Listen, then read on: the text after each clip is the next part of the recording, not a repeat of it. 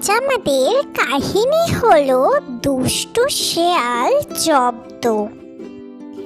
একদিন টুনি উঠতে উঠতে বন পেরিয়ে এক পাহাড়ি এলাকায় এসে পৌঁছায়। সেখানে সে দেখে এক শকুন পাখি খুব অসুস্থ হয়ে পড়েছে এবং তার মরো অবস্থা। কি গো শকুন ভাই, তোমার কি হয়েছে? তোমার এমন অবস্থা কে করলো? আর বলো না বোন, আমাকে এক শিকারী আঘাত করেছে আর আমি আহত হয়ে এখানে দুদিন থেকে পড়ে রয়েছি। তুমি চিন্তা করো না, আমি তোমাকে সুস্থ করতে সাহায্য করব। এই বলে টুনি শকুনকে সুস্থ করতে সাহায্য করে এবং নিজের ঘরে ফিরে আসে।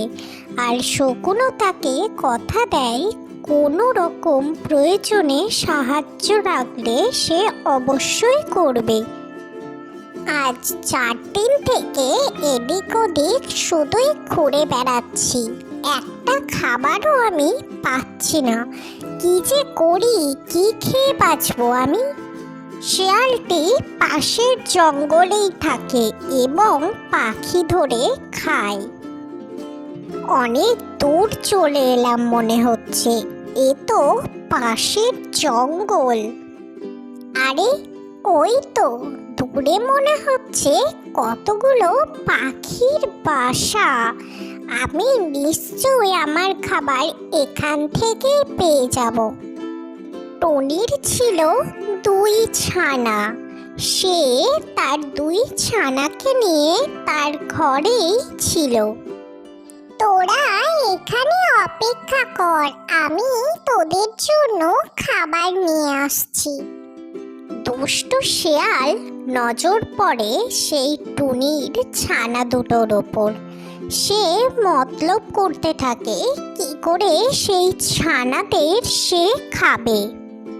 এই গাছটি তো বড়ই ছোট, এখন টুনি ঘরে নেই, এই সুযোগে ওর ছানা দুটোকে আমি খেয়ে ফেলি। আহ, কি সুস্বাদু টেস্টি না হবে! দুষ্টু শেয়াল টুনির ছানা দুটোকে খেয়ে ফেলে এবং সেখান থেকে চলে যায়। টুনি ঘরে ফিরে এসে দেখে তার 2টো ছানাই নেই। সে কান্নাকাটি শুরু করে এবং তার কান্না শুনে পাশের বাসা থেকে এক পাখি আসে তার ঘরে। কাঁদিস না বোন, আমি জানি তোর খুব কষ্ট হচ্ছে। ওই এক দুষ্টু শেয়াল এসে তোর ছানাদের খেয়ে নিয়েছে, কিন্তু আমার ঘরেও যে ছানা আছে আমি বাঁচাতে আসতেও পারিনি। এরকম করে কি করে চলবে বলো বোন? আজ আমার ছানাকে খেয়েছে, কাল তো তোমার ছানাদের খেয়ে ফেলবে। আমাদের নিশ্চয়ই কোনো ব্যবস্থা করতে হবে। তুমি ঠিক বলেছ বোন, কিন্তু আমরা এইটুকু ছোট, আমরা করবই বা কি? হঠাৎ টুনির দূরে থাকা তার শকুন ভাইয়ের কথা মনে পড়ে যায়। সে উঠতে উঠতে তার শকুন ভাইয়ের কাছে যায় সাহায্যের জন্য। শকুন ভাই, তুমি আমাকে সাহায্য করো। আমি এবং আমার বাকি পাখি বন্ধুরা বড়ই কষ্টে রয়েছি।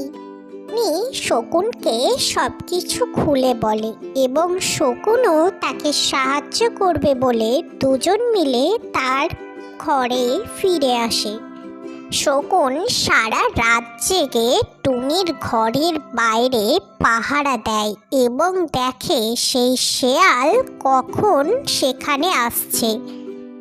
সকাল হয়ে গেল, আজ দেখি আর কাদের খাবার পাই আমি।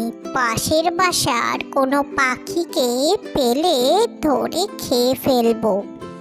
তবে রে দুষ্টু শেয়াল, আজ তোর শাস্তি হবে। তোর এত বড় সাহস, তুই এদের ওপর অত্যাচার করছিস। নে, এই নে তোর শাস্তি।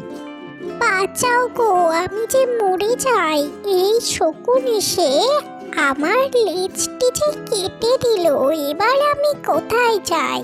দৌড়তে দৌড়তে শেয়াল সেখান থেকে পালিয়ে গেল। তার উচিত শাস্তি হলো, সে আর ভুল করেও কখনো এই জঙ্গলের মধ্যে এলো না। কোন টুনিকে বিদায় জানিয়ে তার জায়গায় ফিরে গেল।